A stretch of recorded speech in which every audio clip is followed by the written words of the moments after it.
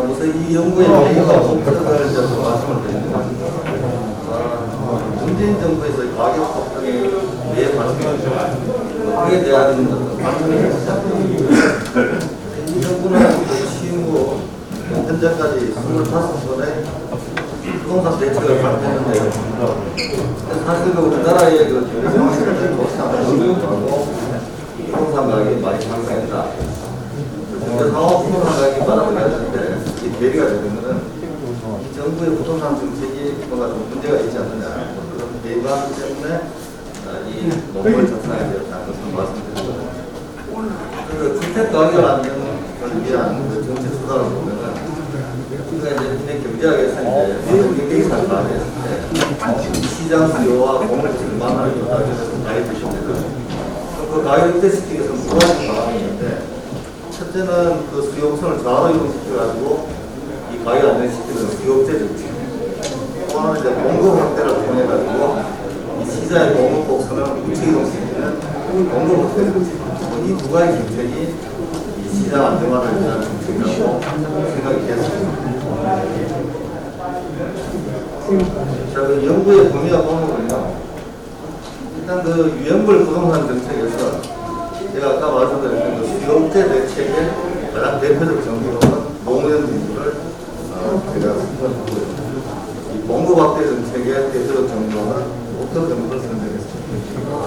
연구의 범위는 이 두 정부를 중심으로 해가지고 이 두 대통령의 재임 기간을 중심으로 했는데요. 그 주택 공급이라는 것은 이제 공급되고 나타나는 시차를 가지고 가격을 만듭니다. 그 인혈적으로 했다는 방법을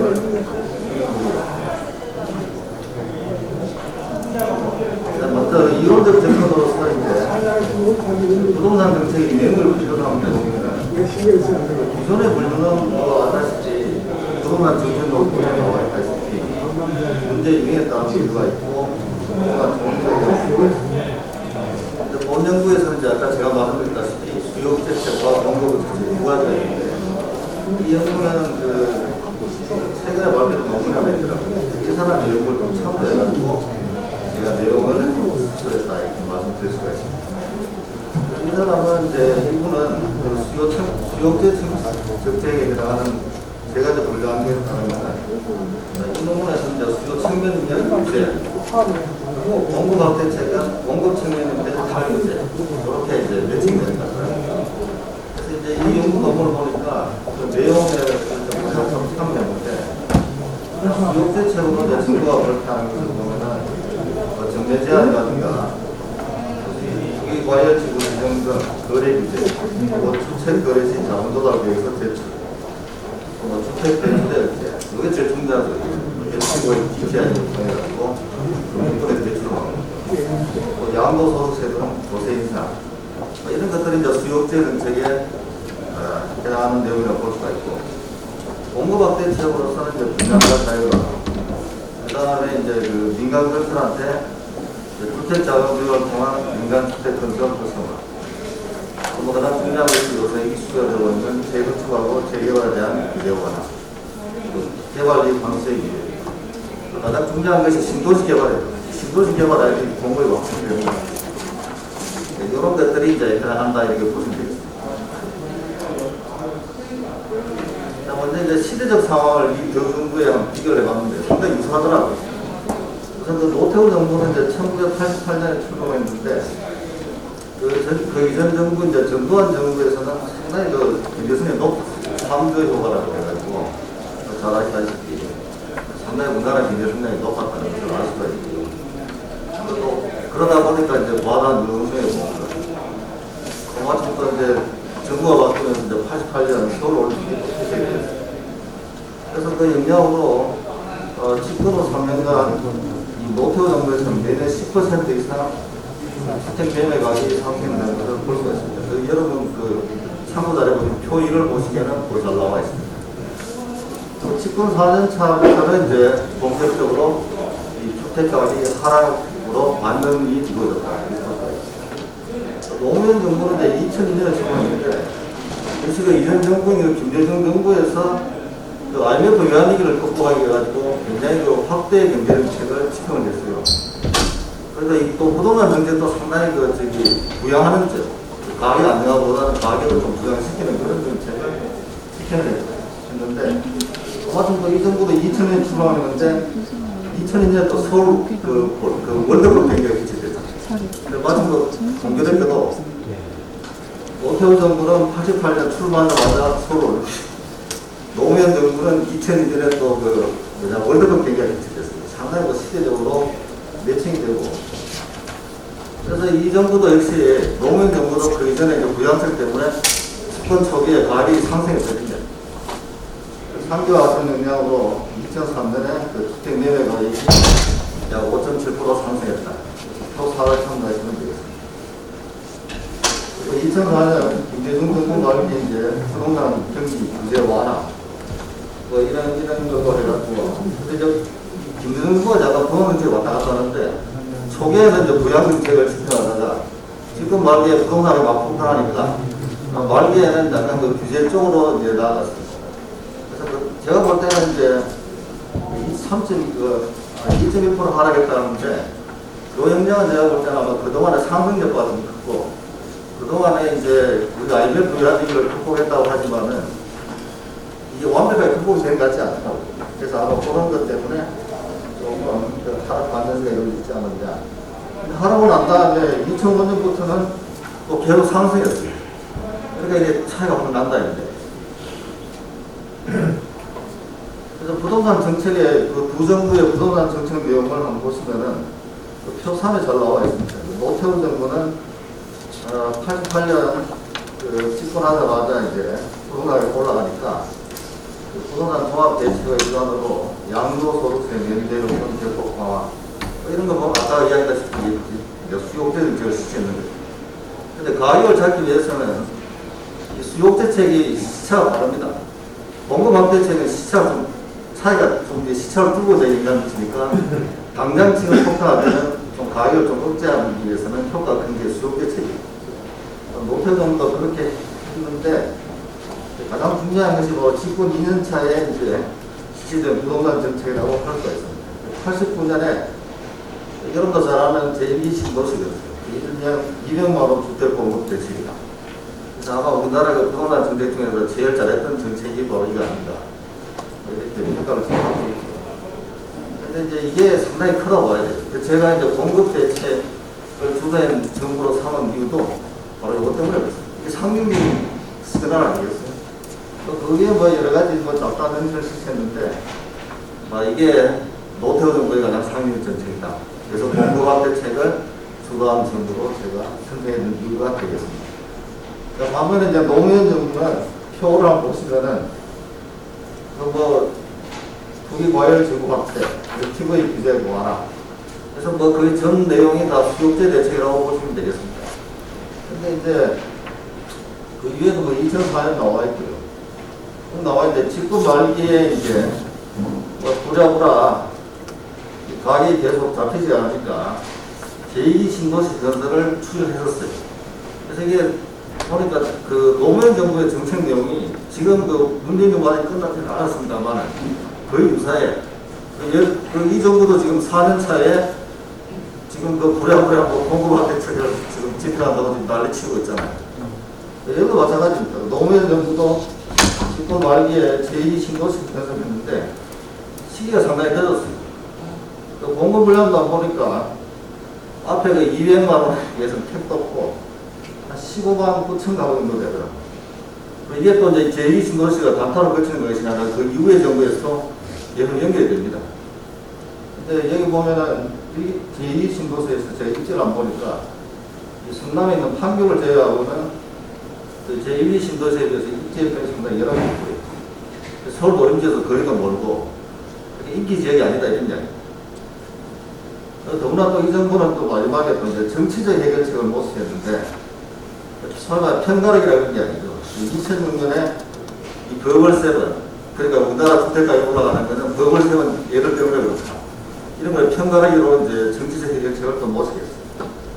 거기다가 이제 세종시를 건설하고 이제 수도권의 인구 과밀화를 분산시키기 위해서 이제 각 지방의 이제 공공기관들을 다 정부 수동을 이제시킨 거야. 그래서 혁신도시를 조성했는데 이걸 실시하다 보니까 이제 어떤 부작용이 나타나냐면은 어느 세번 그 지역의 아파트 가격 안정시키지 못하고 오히려 더 올랐고, 그리고 이 부동산 가격이 이 당시에 노무현 정부가 지었던 경제 상황 보면은 우리나라 경제 상황이 그렇게 회복이 많이 IMF 여파 때문에 그 회복이 마련된 상태는 아닙니다. 그래서 그 당시에 가격이 올라가면 주로 수도과 수도권 지역의 아파트가 올랐는데, 이런 정책 때문에 오히려 이 부동산 여파가 전국적으로 다 확대됐다는, 그리고 부작용이 더 심했다는 것을 볼 수가 있었습니다. 부동산 정책 효과를 한번 비교해 보면은, 노태우 정부 때는 이제 집권 초기 3년 동안, 아까 뭐 경제 상황 때문에 매년 10% 이상 주택 매매가 폭등했는데요. 이 4년차부터는 200만 원 주택 가격 때문에 확실히 하락세로 완전했다. 이런 것이 지표로 보여지고 있습니다. 그리고 이제 이후 노태우 정부 다음 정권인 김영삼 정부 5년 동안에도 주택 매매 가격이 좀 많이 그렇겠습니다. 예. 주택 매매 가격이 마이너스 2.9%에서 2% 사이로 안정화되었다는 것을 지표로 확인할 수가 있었습니다. 그러니까 여기에 대해서는 뭐 경제 통계가 나와 있으니까 우리가 뭐 저기 반박할 여지가 없는 거 아니겠습니까? 노무현 정부를 한번 봤는데요.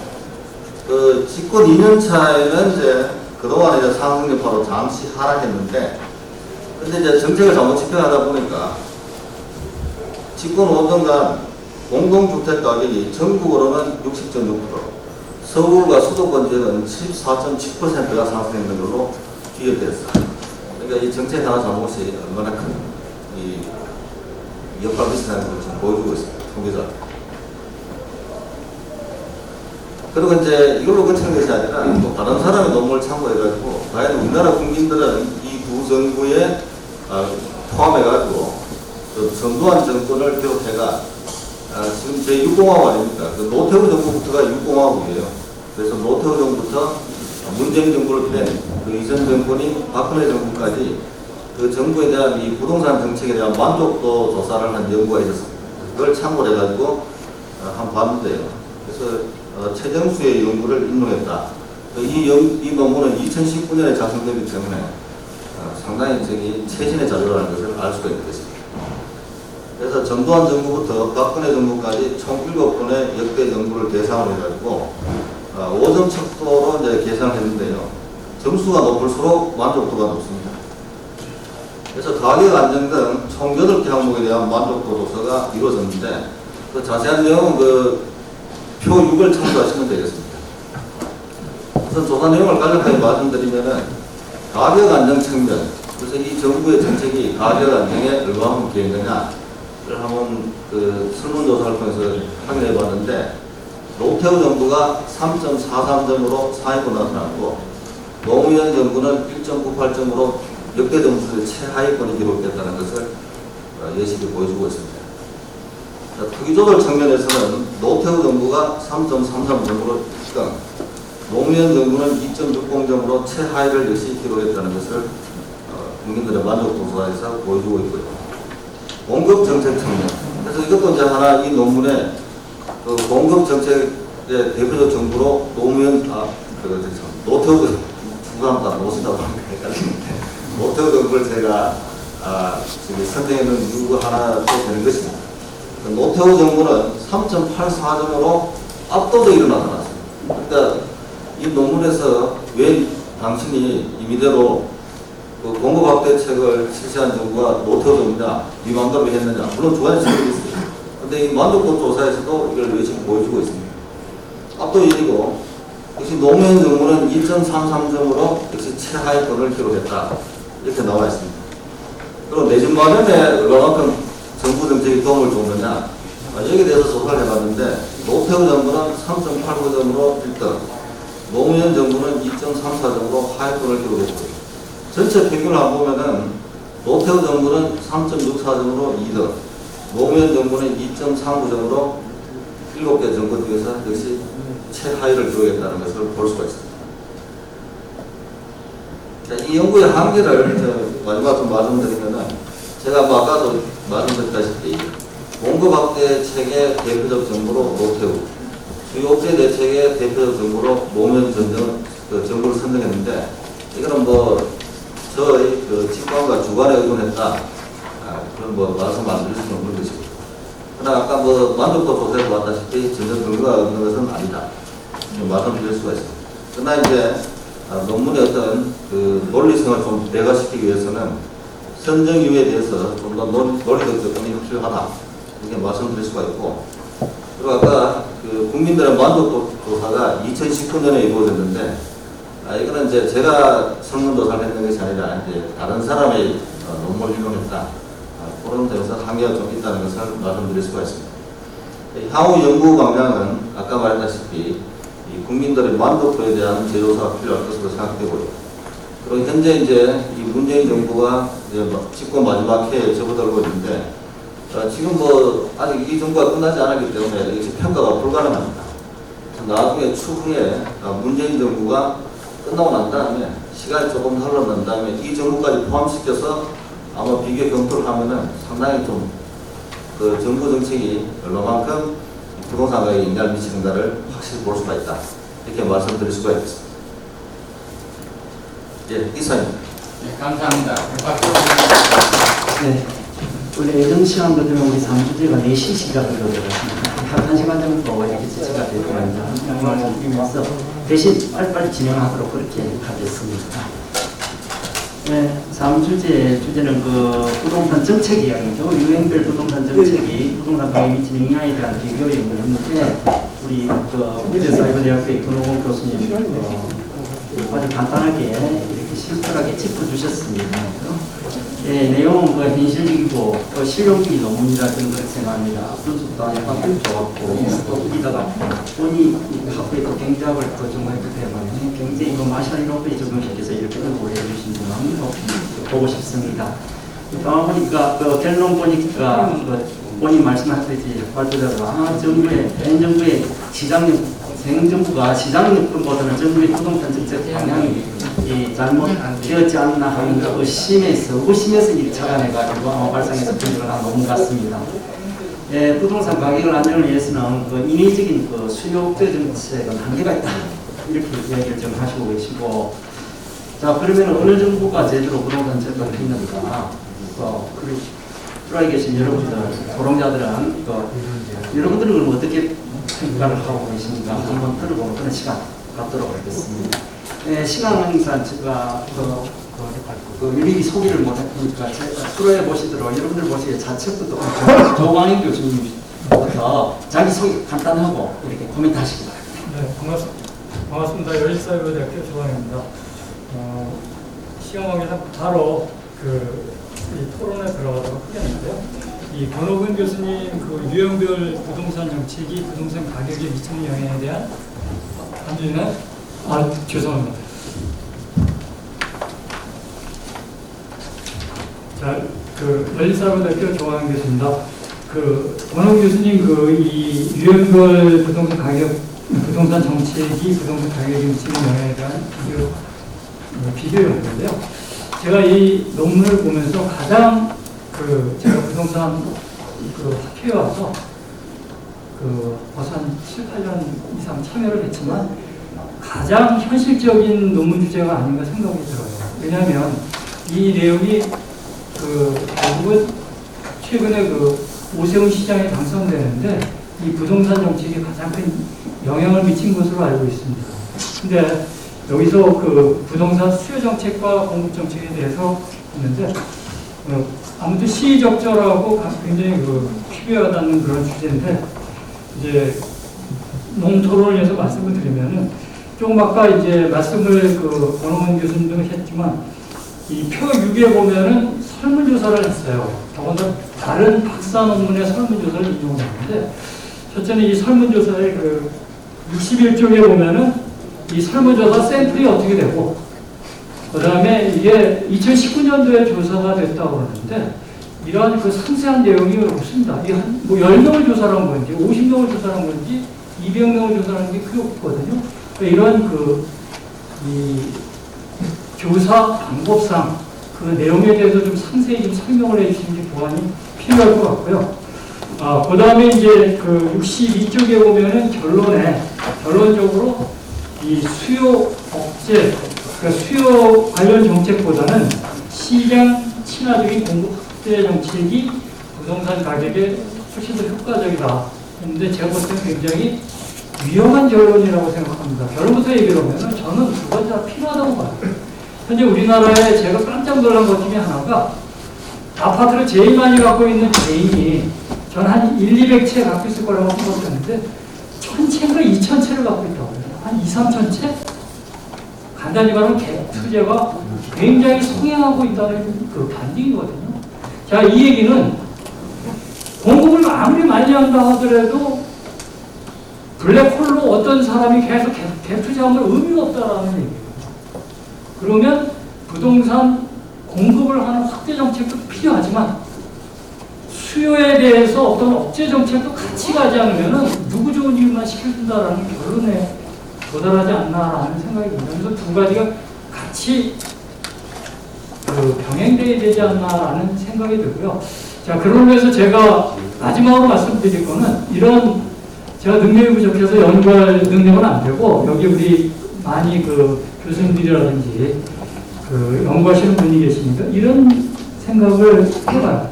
진짜 이 부동산 가격 때문에 정권이 흔들리고 우리 학회가 굉장히 골머리를 앓는데 과연 어떠한 수요 억제 정책과 공급 확대 정책을 같이 쓰면 부동산 가격을 과연 앞으로 잡을 수 있을 것인가. 자, 이 부동산 가격에 대한 문제는 앞으로 우리 다음 세대한테도 큰 문제가 될 거라고 생각이 됩니다. 그러면 저희 여기에서 큰 중요한 연구 과제로 어떻게 수요 억제 정책, 어떻게 공급 확대 정책을 조금 아까도 말씀드린 대로 그냥 일반적으로 공급 확대만 한다? 제가 볼 때 이 정권도 좀 심한 말로 하면 이미 끝장난 거라고 봅니다. 왜? 부동산 공급 확대하려면 3년을 최소한 걸립니다. 2, 3년은. 근데 지금 1년밖에 안 남았어요. 문재인 정권이. 여기서 지금 뭐 공급 확대해봤자 별로 내년 대통령 선거에 때 과연 그렇게 크게 효과가 있을까? 저는 어떤 의미에 있어서는 우리나라 이 부동산 브레인이라든지 아니면 이쪽에서 어떤 면에서는 1000채, 2000채, 뭐 500채, 200채씩 갖고 있는 이 사람들이 매물이 나오게 해야 된다라는 더 생각이 단기적으로 필요하다고 생각합니다. 장기적으로 공급 확대 정책이 필요하고요. 그래서 이런 주제로 수요 억제 정책과 공급 확대 정책에 대해서 어떻게 하면은 잘 믹스해서 하면은 단기적으로 부동산 가격을 잡고 그 다음에 중장기적으로도 우리나라가 부동산 걱정을 하지 않는 소위 말해서 부동산 가격 때문에 출산율도 떨어지고 애도 안 낳지 않습니까? 결혼도 안 하고. 자, 이런 문제를 우리 부동산 학회에서 우리 연구하시는 분들이 한번 제가 그 화두로서 한번 던져보고 싶은 그러한 말씀으로 마치고자 합니다. 아무튼 권호근 교수님 굉장히 좋은 주제로 이런 논문을 시작이 반이라고 던져주셔서 감사합니다. 이상입니다. 네, 좋은 말씀 감사합니다. 역시 이 주제가 부동산 정책이기 때문에 민감한 상황에 대해서 다들 관심들이 굉장히 많은 것 같습니다. 예, 그래서 그 한꺼번에 해가지고 답변을 모아서 나중에 해주시기 바랍니다. 시간이 좀 좁혀서 그럽니다. 이어서 손진수 교수님 마이크 받아주시고요.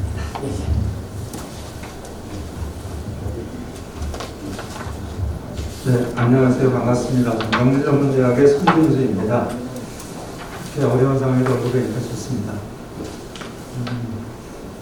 이 부동산 정책에 관련된 논문인데 아마 저희들처럼 부동산을 이렇게 연구하는 분들뿐만 아니라 부동산에 관심 있는 모든 분들이 아마 제일 다루고 싶은 주제가 부동산 정책과 시장 가격과의 연관관계 아마 이런 것들이 아닐까 싶어요.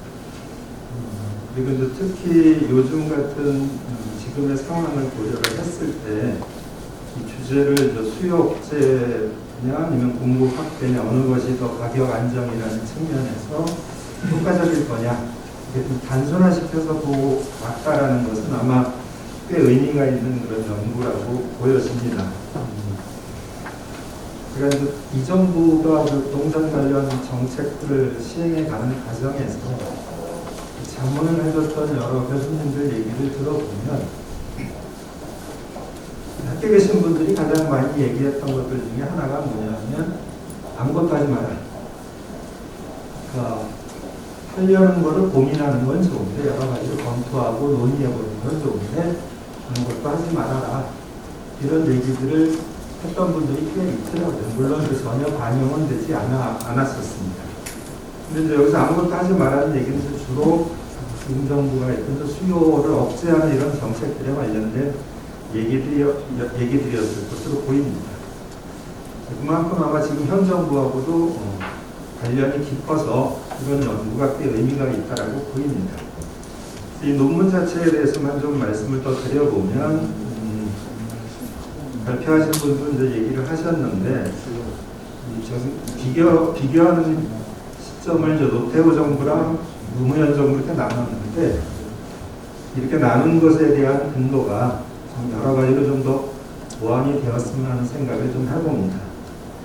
예를 들어서 이제 최정수 논문 같은 경우는 차라리 앞부분으로 빼서 이렇게 두 개의 정보를 선택하게 된 근거로 이것을 사용을 한다든지 뭐 이렇게 좀 사용을 하거나 아니면 뭐 다른 좀 통계적인 근거들을 갖고 두 개의 정보를 도출하게 된 근거들을 좀 더 찾아냈다면 아마 좀 더 설득력이 좀 있었을 것으로 보이고요.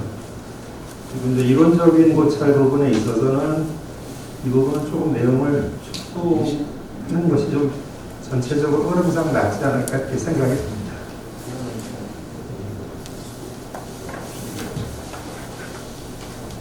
지금 저 시간이 좀 지나서 가격이 어떻게 될지 모르겠지만 내년 정도부터는 떨어질 가능성도 좀 꽤 있어 보입니다. 만약에 이제 내년 정도 돼서 가격이 좀 떨어진다고 하면 이게 수요 억제 정책 때문이냐 아니면 공급 확대 때문이냐에 대한 논의가 좀 있을 수 있을 것 같아요. 여기에 좀 하나 더 붙인다면 이게 때가 돼서 떨어지는 거 아니냐 시장의 흐름상 이 가격에 영향을 미치는 변수들은 굉장히 여러 가지가 있을 테니 이런 부분들을 좀 더 면밀하게 체계적으로 좀 조합한 연구가 계속 이어졌으면 합니다. 이상입니다. 네, 손인수 교수님. 네, 여러분 감사합니다. 자, 이어서 유기현 교수님 마이크를 보십시다. 네, 창신대학교의 유기현입니다. 저희 이 질문 주제를 처음에 읽을 때 좀 잘못 읽었었어요. 유형별 부동산 이렇게 읽어버렸어요. 부동산 정책을 유형별로 나눴다는 얘기인데 그 정책을 안 읽고 유형별 부동산이라고 읽어버렸어요. 아, 유형별 부동산은 뭔가 쓰셨구나 이렇게 생각을 했는데 내용 들어보니까 정말 그 내용이 아니었더라고요. 그래서 제가 다시 이제 그 제목을 다시 읽으면서 했는데 여기 약간 오해가 있지 않을까 이런 생각이 들어서 부동산 정책의 유형 분류별 뭐 이런 식으로 유형을 좀 뒤로 빼면 좋지 않을까 이런 생각을 좀 했고요. 그리고 이 전체적으로 이 논문 전체가 약간 우려감이 있지 않나 이런 생각을 처음에 좀 했던 게 있습니다. 그래서 이 논문을 만약에 학생들이 좀 읽으면 이게 학생들이 혹시 읽으면 이분법적 논리로 이 정책은 좋고 이 정권은 나빴다 이렇게 오해하지 않을까 이런 생각을 강하게 제가 가졌어요. 그 이유는 뭐냐면 이 비교하는 거라든지 특히 정책 연구 같은 경우에는 비교할 때 굉장히 민감한 사항이잖아요. 사실은 이게 지지하는 사람도 있고 지지하지 않는 사람도 있고 그 자기의 그 의견에 따라서 여러 가지 이해관계도 있기 때문에 여러 가지 더 객관적으로 좀 그 지표를 가지고 분석을 좀 해야지만 되지 않을까라는 생각이 들고요. 그래서 일단 저는 좀 학생들이 읽기에는 좀 좋다 나쁘다 이분법으로 갈라지지 않나 싶어서 조금 그걸 문구라든지 이런 걸 좀 조정해 주셨으면 좋겠다 이런 생각을 좀 했고요. 그다음에 이제 결론적으로 이제 노태우 정부하고 노무현 정부를 비교했는데 일단 수요 정책이 있었고 공급 확대 정책이 같이 있었다라는 얘기를 했어요. 그러면서 좋다 나쁘다 아까 다시 제가 이분법적으로 얘기하면 좋다 나쁘다를 200만 원 앞에 15만 9천 원을 비교했어요. 근데 이거는 수치로 비교를 했지만 사실 그때 주택 보험률이 노태우 정부 때 70%대였고요. 노무현 정부 때 100%가 넘어간 상태였거든요. 근데 같이 어떻게 공급 정책이 같아질 수 있을까? 공급 정책을 분명히 다르게 해야 되는 게 맞거든요. 그래서 과연 이게 그냥 수치만 보고 200만 원하고 15만 원 가구하고 해서 이게 차이가 있다고 비교하는 게 과연 맞을지 이런 생각을 좀 제가 좀 했고요. 그다음에 이론적 고찰 좀 나갔는데 이론적 고찰을 여러 가지 그 범위로 굉장히 넓혀서 하셨는데 이 내용이 맞는 이론적 고찰로 좀 그 축소를 좀 하면 어떨까 이런 제안을 드리고요. 그다음에 56페이지 그 기관과 연평균 노태정부 부동산 정책을 평가하면서 54년 경제정책까지 정책 성장률까지 지금 얘기를 하시는데 이거는 굳이 필요하지 않지 않겠는가 이런 생각이 됐고요. 그다음에 중간에 문구 중에서 이런 말 했어요. 하락으로 반전되면서 안정화됐다 이런 문구를 쓰셨는데 하락이 과연 안정화인지 일치하는 건지 이거는 좀 생각을 좀 해봐야 되지 않을까 이런 느낌을 받았습니다.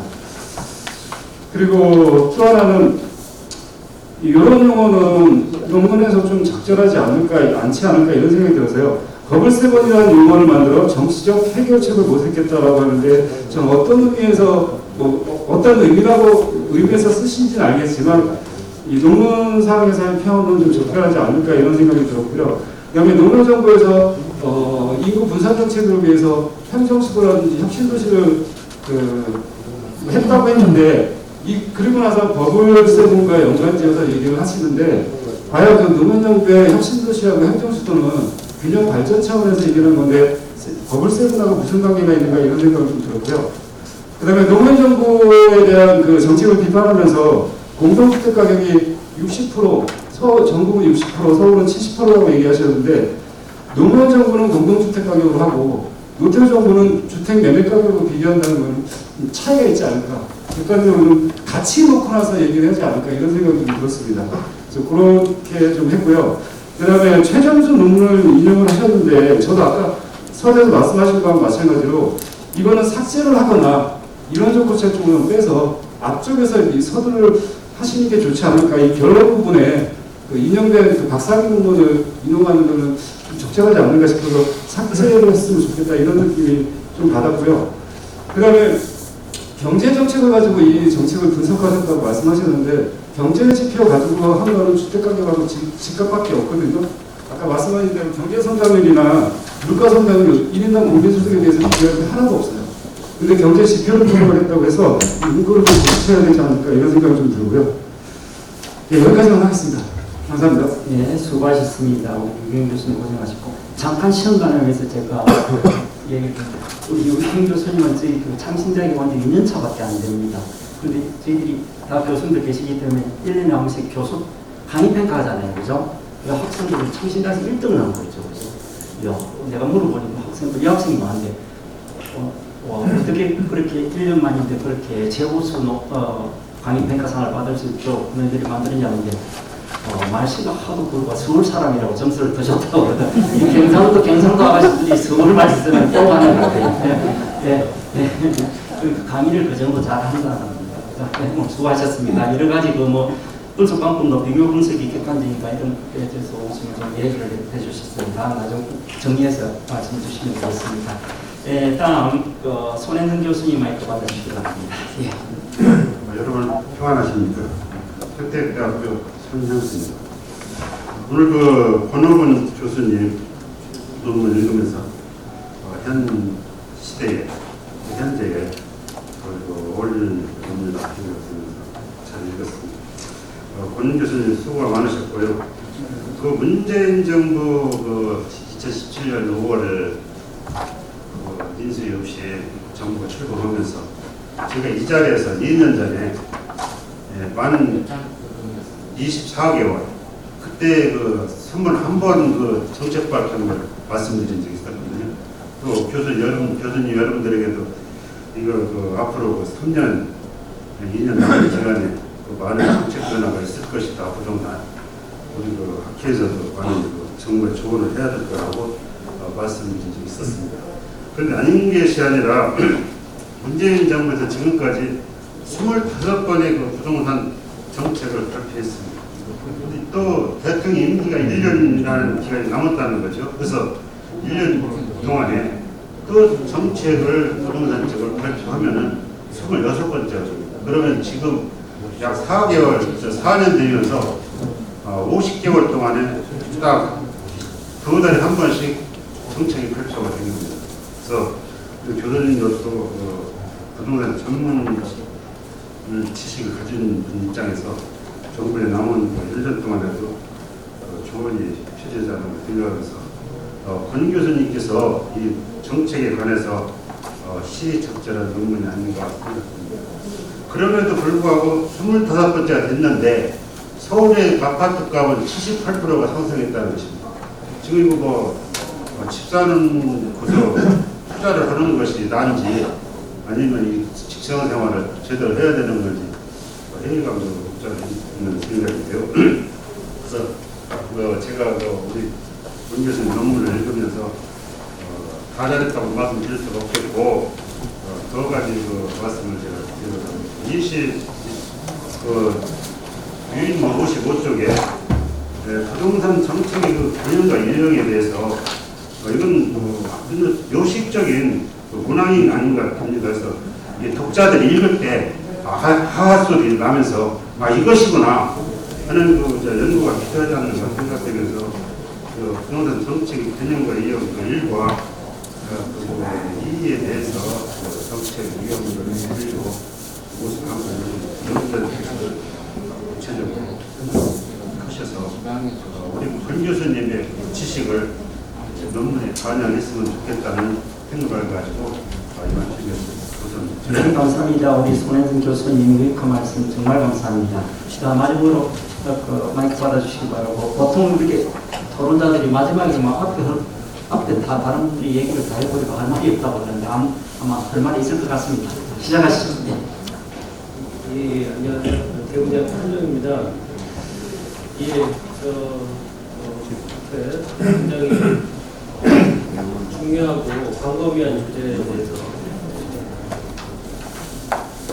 넓은 생각을 가진 논문이고요. 이 논문의 단점들에 대해서는 포괄적인 것들은 앞에서 많이 설명해 주셨으니까 저는 제가 발견한 좋은 점을 말씀드리도록 하겠습니다.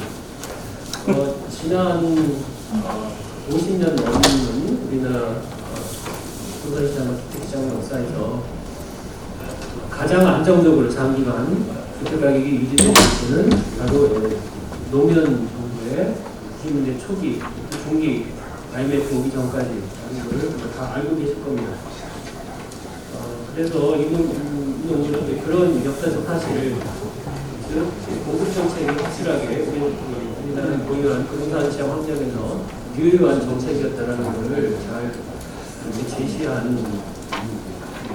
그거를 이제 논문 타 박사 학위 논문을 인용하시긴 했지만 그거를 인용을 하셔서 잘 보여주셨다고 생각이 들고요. 그래서 보면 가장 이제 국민들이 평가하기에 지금 언론에서의 여론적인 인식은 많은 무관하게 전두환 노태우 정부 때가 가장 높은 평가를 받았다는 것이 바로 이러한 점들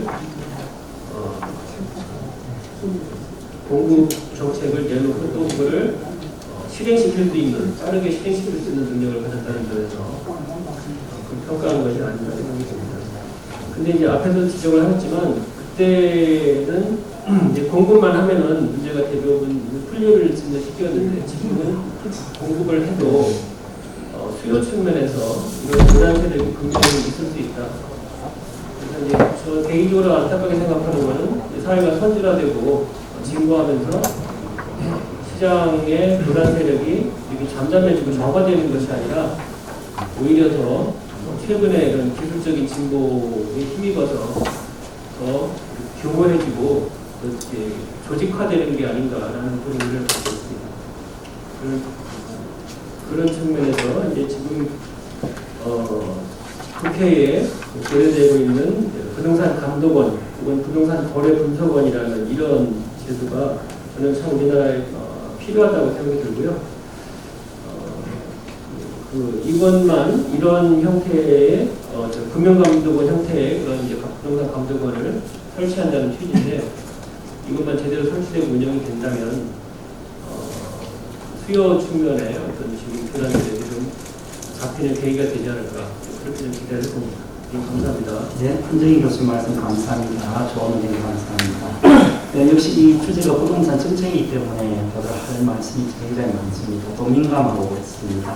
사회자가 정하는 이 부동산 정책을 모르고 돈을 벌 수 없다는 말이 있지 않습니까? 그리고 또 한마디로 부동산 정책을 모르고 좋은 대통령이 절대 될 수가 없다고 이렇게 이야기했습니다. 미국부터 예를 보면 다 부동산 정책에서 성공한 대통령이 미국의 영웅입니다. 그 3대 토머스 제퍼슨도 루이지애나 그 땅을 다 샀지 않습니까? 그래서 미국 공을 그렇고 17대 앤드루 존슨도 지금 알래스카 그 땅을 샀지 않습니까? 이 한반도 15개나 되는 땅을 앤드루 존슨이 샀습니다. 그래서 러시아는 그 땅을 잘못 팔아가 많이 미국은 그 땅을 잘 써가 공에 갔다는 얘기가 있습니다. 그리고 30대 자는 프랭클린 루스벨트도 부동산 정책에서 아주 잘 쓴 대통령입니다. 그래서 그 미국의 영웅으로 남은 대통령입니다. 그래서 부동산 정책이 얼마나 중요한가, 부동산을 그 이해하는 대통령이 얼마나 나라 공을 일으키는가 하는 게 실감을 느끼고 있습니다. 네, 제가 한번만 이론적으로 보면 저도 경제학적으로 이런 게 이 논문에서 조금 그 있습니다. 1980년 미국 레이건 대통령 시대에 유명한 학자이죠. 아사 레퍼라는 학자가 그 레퍼 복선이라고 있습니다. 레퍼 효과라고 하는데 여기는 그러니까 공급을 좀 많이 해라. 공급을 많이 해서 감세 정책을 써라. 공급을 많이 하면서 세금을 깎아주는 게 그걸로 의욕을 느끼면서 시장도 안정시키고 결국 말하면 부동산 정책도 안정시키면서 지역 경제를 활성화시키자는 그 유명한 이론이 있는데 오늘 억지로 끼맞출 필요는 없지만 부족타자로 자꾸 이 논문 쓰면 레포복선자 한인용적으로 괜찮지 않을까 저는 그렇게 생각합니다. 네, 그래서 제가 너무 진행을 빠르다 보니까 코멘트 하시는 분들이 너무 시간이 없었는가 모르겠습니다. 시간상 그랬습니다. 자, 그래서 발표하시는 분들이 여러 개 들었기 때문에 간단하게 이렇게 모아가지고 답 주시기 바랍니다. 네. 저기 여성님들의 그 지적을 명확하게 받아들이고요. 그러니까 좀 변명을 하자면은 우리 학교가 이 석박사 과정이 없어요. 아이들 사이버대학교에 이제 재교육 기관 아니겠습니까?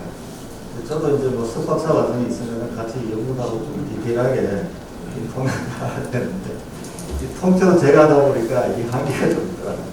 그걸 좀 이해해 주시고 아까 이론적 고찰 부분을 제가 아마 그 수요 공급 부분 해가지고 정확하게 해가지고 그걸 좀 축소시키라 교수님 좀 말씀 많다고 생각해요.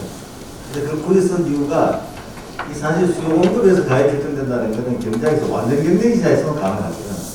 그래서 내가 야 너는 지금 부동산 시장에 완전 경쟁 시장도 아닌데 교통 논리를 지으려면 되느냐. 혹시 그런 오해가 있을까 싶어가지고 제가 좀 그렇게 이론적 고찰을 좀 정확했다. 결국 근데 그걸 내가 완전 경쟁 시장에 생각 모르는 사람이 아니에요. 뭐 수월하게나 다 하는 건데 그러나 우리가 현재로 봤을 때 수요 공급에 의해 가지고 가액 결정된다는 것은 꼭 완전 경쟁 시장이 아니더라도 받아들일 수가 있다. 그런 점을 좀 강조해서 했다. 조금 더 축소할 필요가 있다고 해서 그 지적을 받아들이고요. 그리고 아까 뭐 역시 뭐 이론적 부분에서 이제 부동산 정책과 그에 대해서 좀 더 세부적으로 서술해야 되겠다. 뭐 이런 느낌을 좀 받았습니다. 이 논문 자체가 좀 정책에 대해서 평가하다 보니까 약간 뭐 정치적이고 약간 뭐 또 말들까지 쓰는 사람은 좀 그런데 이 수요 대책이라는 게 이 효과가 즉시 나타나요. 그래서 어떤 정부든 간에 가격이 상승하게 되면은 이 수요 대책에 타켓을 두는데 그러니까 결과적으로 이거는 이제 제가 인위적으로 평가한 거는 바로 그 유혹을 넣기 때문에 되는 이야기입니다. 그리고 시장 전환적인 것은 수요가 있으면서 가격이 올라가니까 그 수요수에 대해 그거를 인위적으로 억제시키기보다는 공급 확대가 시장 진화적이다. 그런 측면에서 좀 말씀드렸다는 것을 드리고요. 너무 정치적인 용어는 좀 배제하도록 하겠습니다. 예, 감사합니다. 네, 수고하셨습니다. 그 어느 주제보다 유익한 시간이었다 이렇게 봅니다. 발표하신 분들과 또 토론하신 분들 수고하셨습니다.